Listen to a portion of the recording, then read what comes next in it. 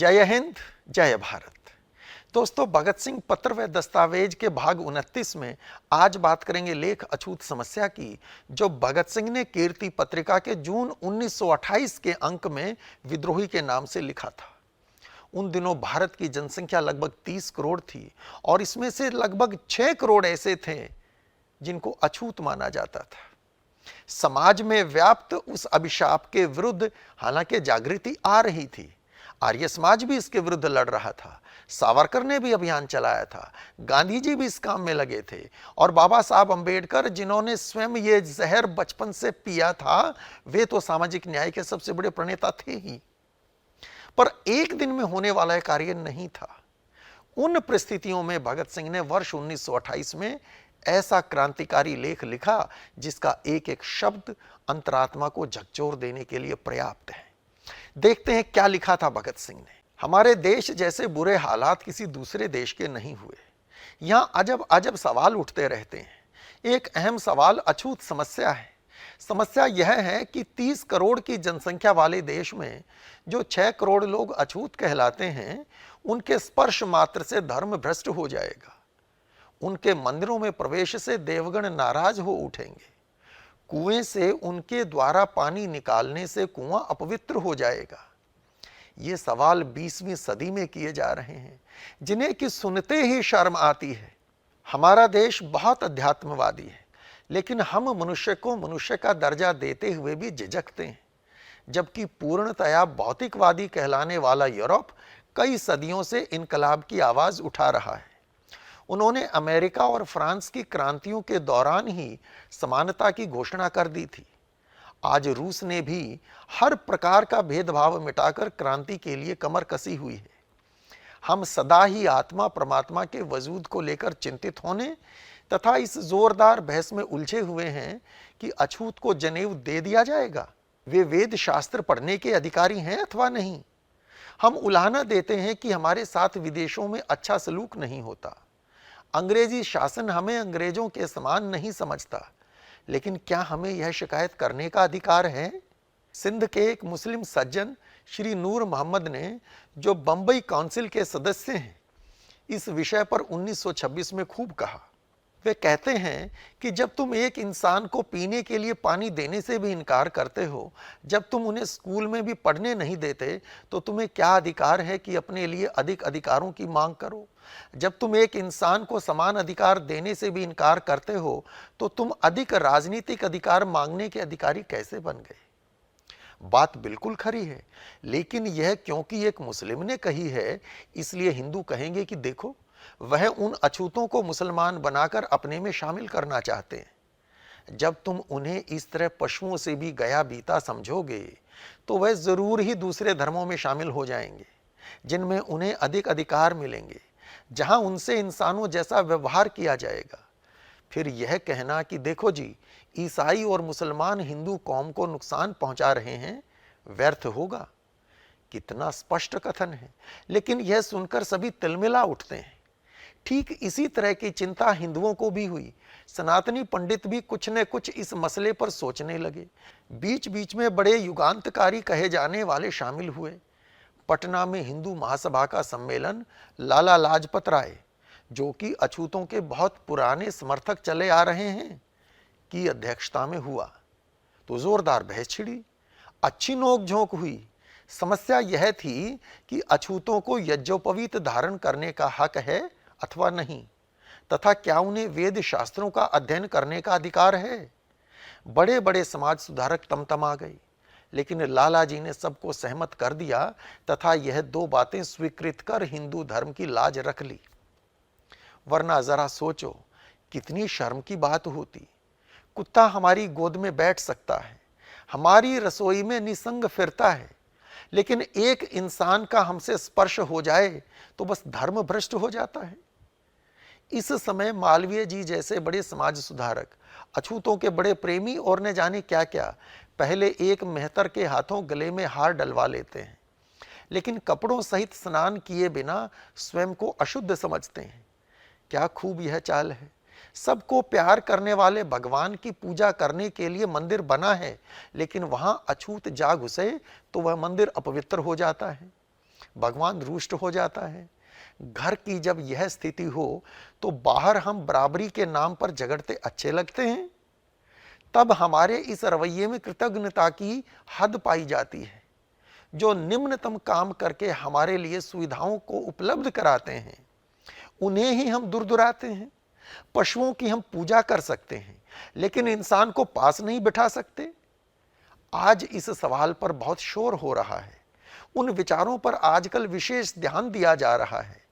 देश में मुक्ति कामना जिस तरह बढ़ रही है उसमें सांप्रदायिक भावना ने और कोई लाभ पहुंचाया हो अथवा नहीं, लेकिन एक लाभ जरूर पहुंचाया है।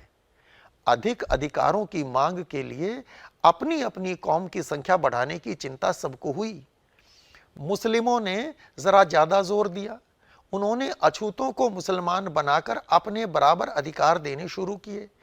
इससे हिंदुओं के अहम को चोट पहुंची, स्पर्धा बढ़ी, फसाद भी हुए। धीरे धीरे सिखों ने भी सोचा कि हम पीछे न रह जाएं। उन्होंने भी अमृत छकाना आरंभ कर दिया। हिंदू सिखों के बीच अछूतों के जनेऊ उतारने या केश कटवाने के नाम पर झगड़े हुए।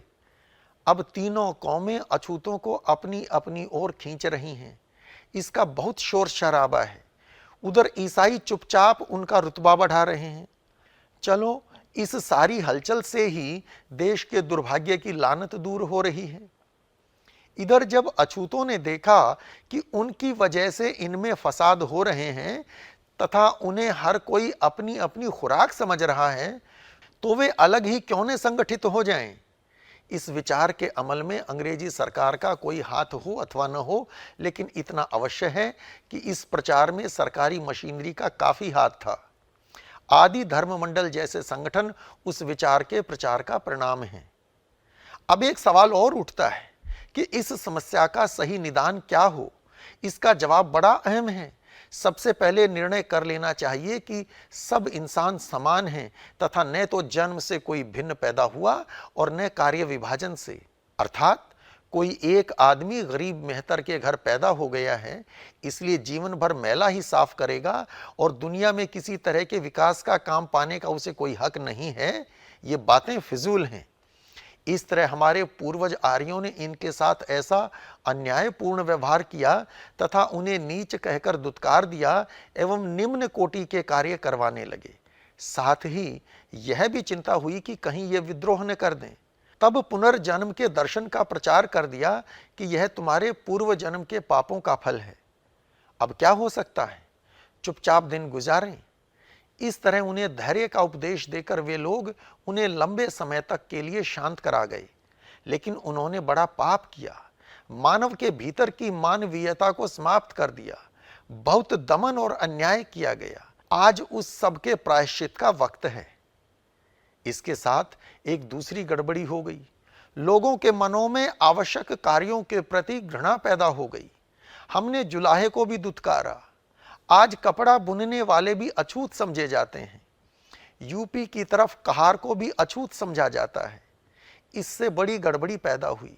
ऐसे में विकास की प्रक्रिया में रुकावटें पैदा हो रही हैं। इन तबकों को अपने समक्ष रखते हुए हमें चाहिए कि हम न इन्हें अछूत कहें और न समझें। बस समस्या हल हो जाती है। नौजवान कांग्रेस ने जो ढंग अपनाया है वह काफी अच्छा है। जिन्हें आज तक अछूत कहा जाता रहा उनसे अपने इन पापों के लिए क्षमा याचना करनी चाहिए तथा अपने जैसा इंसान समझना, बिना अमृत छकाए, बिना कलमा पढ़ाए या शुद्धि किए उन्हें अपने में शामिल करके उनके हाथ से पानी पीना, यही उचित है। और आपस में खींचतान करना और व्यवहार में कोई भी हक न देना कोई ठीक बात नहीं है। जब गांवों में मजदूर प्रचार शुरू हुआ उस समय किसानों को सरकारी आदमी यह बात समझाकर भड़काते थे कि देखो अछूतों को सिर पर चढ़ा रहे हैं और तुम्हारा काम बंद करवाएंगे। बस किसान इतने में ही भड़क गए। उन्हें याद रहना चाहिए कि उनकी हालत तब तक नहीं सुधर सकती जब तक कि वे इन गरीबों को अपनी जूती के नीचे दबाए रखना चाहते हैं। अक्सर कहा जाता है कि वे साफ नहीं रहते। इसका उत्तर साफ है, वे गरीब हैं। गरीबी का इलाज करो। ऊंचे ऊंचे कुलों के गरीब लोग भी कोई कम गंदे नहीं रहते। गंदे काम करने का बहाना भी नहीं चल सकता क्योंकि माताएं बच्चों का मैला साफ करने से मेहतर तथा अछूत तो नहीं हो जाती, लेकिन यह काम उतने समय तक नहीं हो सकता जितने समय तक अछूत कौमें अपने आप को संगठित न कर लें। हम तो समझते हैं कि उनका स्वयं को अलग संगठनबद्ध करना या मुस्लिमों के बराबर गिनती में होने के कारण उनके बराबर अधिकारों की मांग करना आशाजनक संकेत है। या तो सांप्रदायिक भेद का झंझट ही खत्म करो, नहीं तो उनके अलग अधिकार उन्हें दे दो। काउंसिलों और असेंबलियों का कर्तव्य है कि वे स्कूल, कॉलेज, कुएं तथा सड़क के उपयोग की पूरी स्वतंत्रता उन्हें दिलाएं। जबानी तौर पर ही नहीं बल्कि साथ ले जाकर उन्हें कुओं पर चढ़ाएं, उनके बच्चों को स्कूलों में प्रवेश दिलाएं। लेकिन जिस लेजिस्लेटिव में बाल विवाह के विरुद्ध पेश किए गए बिल तथा मजहब के बहाने हाय तौबा मचाई जाती है, वहां वे अछूतों को अपने साथ शामिल करने का साहस कैसे कर सकते हैं? इसलिए हम मानते हैं कि उनके अपने जनप्रतिनिधि हों, वे अपने लिए अधिक अधिकार मांगे। हम तो साफ कहते हैं कि उठो, अछूत कहलाने वाले असली जनसेवकों तथा भाइयों, उठो, अपना इतिहास देखो। गुरु गोविंद सिंह की फौज की असली शक्ति तुम ही थे। शिवाजी तुम्हारे भरोसे ही सब कुछ कर सके, जिस कारण उनका नाम आज भी जिंदा है। तुम्हारी कुर्बानियां स्वर्णाक्षरों में लिखी हुई हैं। तुम जो नित्य प्रति सेवा करके, जनता के सुखों में बढ़ोतरी करके और जिंदगी संभव बनाकर यह बड़ा भारी एहसान कर रहे हो, उसे हम लोग नहीं समझते। लैंड एलियनेशन एक्ट के अनुसार तुम धन एकत्र कर जमीन भी नहीं खरीद सकते। तुम पर इतना जुल्म हो रहा है, उठो, अपनी शक्ति पहचानो, संगठनबद्ध हो जाओ। असल में स्वयं कोशिश किए बिना कुछ भी न मिल सकेगा। Those who would be free must themselves strike the blow. स्वतंत्रता चाहने वालों को यत्न करना चाहिए। इंसान की धीरे धीरे कुछ ऐसी आदतें हो गई हैं कि वह अपने लिए तो अधिक अधिकार चाहता है, लेकिन जो उसके मातहत हैं उन्हें वह अपनी जूती के नीचे ही दबाए रखना चाहता है। कहावत है, लातों के भूत बातों से नहीं मानते। अर्थात संगठनबद्ध हो, अपने पैरों पर खड़े होकर पूरे समाज को चुनौती दे दो। तब देखना कोई भी तुम्हें तुम्हारे अधिकार देने से इनकार करने की जरूरत न कर सकेगा। तुम दूसरों की खुराक मत बनो, दूसरों के मुंह की ओर न ताको, लेकिन ध्यान रहे नौकरशाही के झांसे में मत फंसना। यह तुम्हारी कोई सहायता नहीं करना चाहती, बल्कि तुम्हें अपना मोहरा बनाना चाहती है। यही पूंजीवादी नौकरशाही तुम्हारी गुलामी और गरीबी का असली कारण है। इसलिए तुम उसके साथ कभी न मिलना, उसकी चालों से बचना, तब सब कुछ ठीक हो जाएगा। तुम असली सर्वहारा हो, संगठनबद्ध हो जाओ, तुम्हारी कुछ भी हानि न होगी, बस गुलामी की जंजीरें कट जाएंगी। उठो और वर्तमान व्यवस्था के विरुद्ध बगावत खड़ी कर दो। धीरे धीरे होने वाले सुधारों से कुछ भी नहीं बन सकेगा। सामाजिक आंदोलन से क्रांति पैदा कर दो तथा राजनीतिक और आर्थिक क्रांति के लिए कमर कस लो। तुम ही तो देश का मुख्य आधार हो, वास्तविक शक्ति हो। सोए हुए शेरों, उठो और बगावत खड़ी कर दो। तो दोस्तों, ये था भगत सिंह का लेख अछूत समस्या।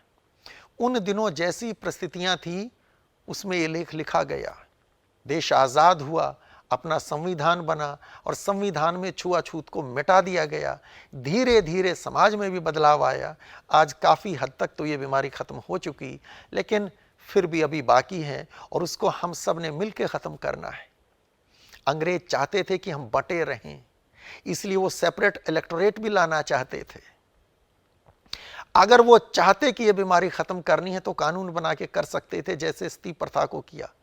लेकिन वो जानते थे कि इस तरह छूत अछूत के नाम पर ये समाज बंटा रहेगा, ये आपस में लड़ते रहेंगे, वो राज करते रहेंगे। तो आज के लिए इतना ही। ये जानकारी आपको कैसी लगी कमेंट बॉक्स में लिखकर ज़रूर बताइएगा। जय हिंद, जय भारत।